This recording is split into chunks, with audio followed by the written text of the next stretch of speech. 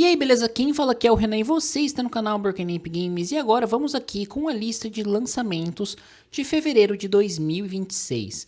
O mês de janeiro ele foi interessante, mas como é começo de ano, ele começou a ficar realmente aquecido depois da primeira quinzena, que nós tivemos lançamentos de maior porte ali mais pro final do mês. Da mesma forma que em 2025, o mês de dezembro teve essa força toda, a partir ali do seu dia 1 até o seu dia 15, ou seja, da primeira quinzena. Então a segunda quinzena, que já vai juntando com as festas, acaba ficando mais fraca e a primeira quinzena de janeiro desse ano, no caso 2026, acaba entrando nesse balaio, então as empresas acabam segurando seus lançamentos. Só que agora em fevereiro a gente tem uma janela muito boa para lançamento, né? A gente tá num ano que muito provavelmente será lançado um GTA 6 e quando o GTA for lançado não vai ter muito para outros jogos, você gostando ou não de GTA, né? É um jogo que vai trazer um grande impacto para o mercado pelo nome, pelo tamanho, questão de gameplay, fama e etc. Então vamos aqui trocar uma ideia sobre os jogos de fevereiro que está bastante interessante. Já pedindo para vocês se inscreverem no canal, ativar o sininho para não perder nenhum conteúdo e nos comentários já fala aí para mim qual jogo você está aguardando para jogar este mês. Então vamos lá, a gente tem aqui, começando o mês muito bem, o Dragon Quest VII Reimagined, que é um jogo que vai ser lançado pela Square Enix. Ele está chegando para o Switch 1, Switch 2, PlayStation 5, Xbox Series e PC. E ele é uma reformulação do clássico dos RPGs de turno ali, né? Então é um jogo que tá chegando com um visual novo, novas mecânicas, novas áreas.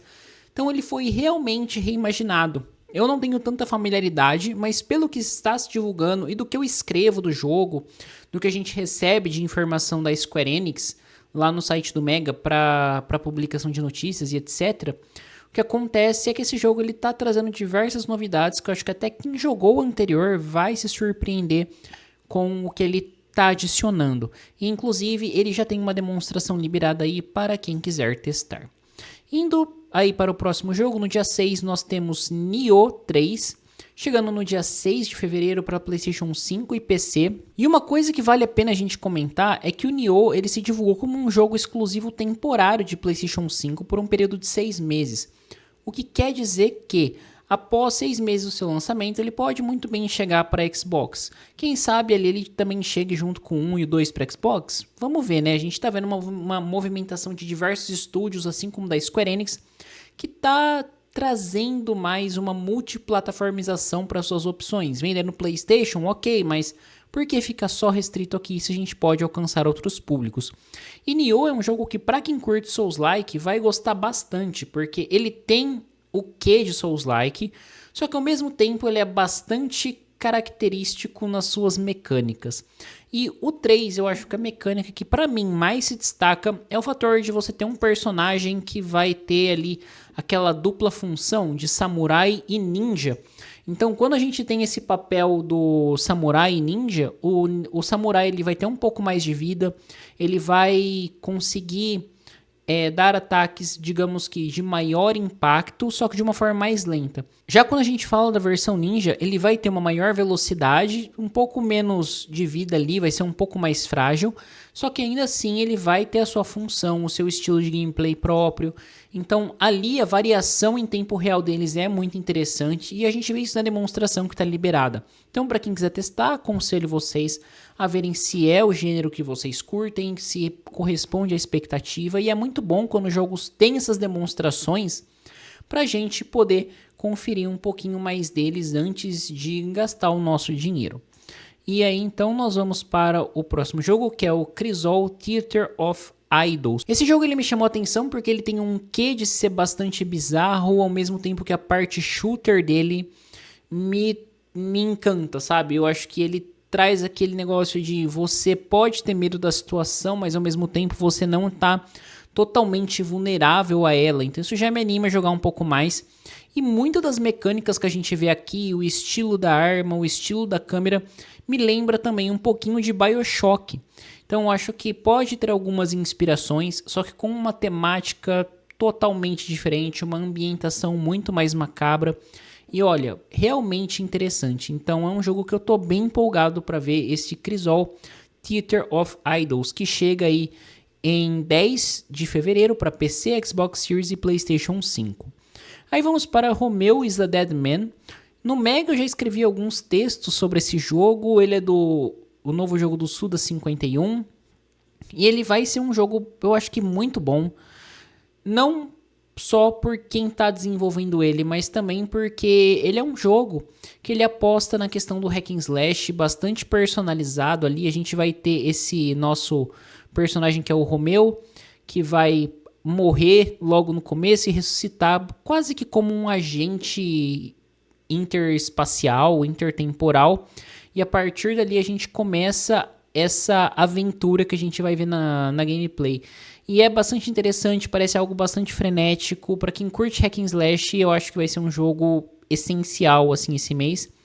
E me pegou de surpresa desde o anúncio. Então, fiquem ligados que ele vai sair no dia 11 do próximo mês, né? Ou no caso desse mês, quando o vídeo estiver saindo.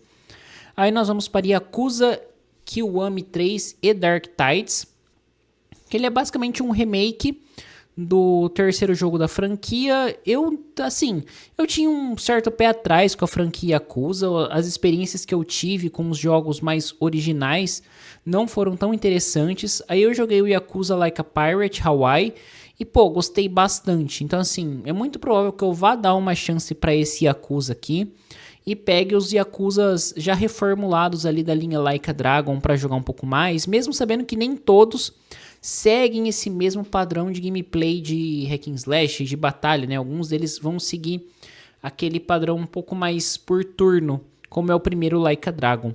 Então, eu acho que Yakuza tem bastante fã pelo mundo todo e é um jogo que vai agradar bastante gente, e é outro jogo que também tem demonstração para vocês testarem. Seguindo, teremos High on Life no dia 13, 2 dias depois de Yakuza para PC, Xbox Series e PlayStation 5. E High on Life é aquele jogo divertidíssimo, né? Se você jogou o primeiro, ele pecava no quesito de não ter legendas em português, porque é um jogo que o seu texto acaba contando bastante, ainda mais porque as armas são vivas, tem muita piada, muita questão de personalidade de cada uma. Então, se você não entendia, eu acho que você acabava perdendo um pouco do humor do jogo. Aqui, até onde eles divulgaram, a gente vai ter legendas em português, o que já é um passo legal e não faz mais que o básico, né? E a gente vai ter uma volta para esse mundo, possibilitando novas armas, olha que nem esse caga do Cuspindo Fogo. Também teremos o skate, como aqui, vamos ver como essa mecânica vai ser utilizada. Mas olha, fico bastante empolgado, ainda mais porque ele é um jogo que está incluso no Day One Game Pass. Então, com certeza vou jogar e vou trazer review aqui para vocês. Aí teremos o Reanimal, que eu já publiquei uma análise da demo aqui no canal. A demo dele foi lançado, se não me falha a memória, em outubro de 2025, mas ficou passando batido por mim. E é um jogo dos criadores de Little Nightmares 1 e 2, e ele traz toda essa ambientação, né? Então, eu acho difícil quem jogou Little Nightmares 1 e 2 não olhar para isso e ver alguns elementos. Eu acho que a história vai ser bem diferente, mas a mecânica de você correr, de você ter um parceiro ali, ele já remete um pouco mais ao 2, e ele pode ser jogado em co-op também, né? O 3 eu acho que não teve o mesmo impacto que os dois primeiros, mas o Reanimal, para mim, promete trazer mais dessa aura desse terror e desse universo bizarro que, em um primeiro momento, pode não querer dizer muita coisa, mas ao longo da história tem tudo para desenvolver muito bem. Ok, e aí nós vamos para North Ota of Blood, que é um jogo de turno. Eu coloquei ele aqui porque eu achei interessante. Às vezes eu acho que tem um público que curte jogos de turno. Eu lembro que no Mega, um tempo atrás, eu publiquei há bastante tempo já, uma análise de um jogo de turno de faroeste muito interessante. Esse aqui é um jogo de turno da cultura nórdica. Então, quero ver como essa dinâmica vai funcionar, ainda mais porque além das batalhas nós teremos a administração da vila dos personagens. Ele é um jogo que acaba ficando em um AA/indie, mas que eu acho que tem um público bem interessado nesse aspecto de jogo de turno. E por fim, vamos para Resident Evil Hacking, que chega aí para PlayStation 5, Xbox Series e PC. Ele chega no dia 27 de fevereiro, né, o último jogo aí do mês de maior impacto. E aqui a gente vai ter a gameplay com a Grace e com o Leon, sendo que cada um deles irão ter gameplays bastante diferentes, né? A Grace um pouco mais investigativa, com a questão de perseguidores, que nem a gente já viu. E o Leon voltado ali mais pro que a gente vê em Resident Evil 4. Eu falaria o 6, mas eu sei que tem muita gente que não gosta do 6 e de verdade é um dos meus favoritos. Então, assim, a gente vai ter esses dois elementos da fragilidade e da ação. A ambientação parece estar bem legal. O Leon já está mais envelhecido aqui. A gente vai ver uma ambientação que parece estar bastante detalhada e que vai emergir bastante o jogador. Mas bom, gente, é isso aí. Vou ficando por aqui. Espero que vocês tenham curtido. Se inscreva no canal, ative o sininho, dê um joinha que ajuda bastante na divulgação. E vocês não perdem nenhum conteúdo que for sendo publicado por aqui. Nos comentários fala quais jogos desse você mais está aguardando para jogar, qual que você quer jogar que não está nessa lista. Logicamente, alguns podem passar. Todo mês nós temos muitos jogos indies, Double A's, Triple A sendo lançados. E aqui no Mega eu tento fazer um catadão que eu acho do que está sendo mais falado. Então, logicamente, algum jogo pode acabar passando batido. Então, essa troca de ideia é sempre bastante interessante. E queria saber de vocês quais vocês mais gostaram. E claro, lembrando sempre, sugestões para futuras temáticas são sempre muito bem-vindas. Bom, é isso aí. Muito obrigado e até a próxima.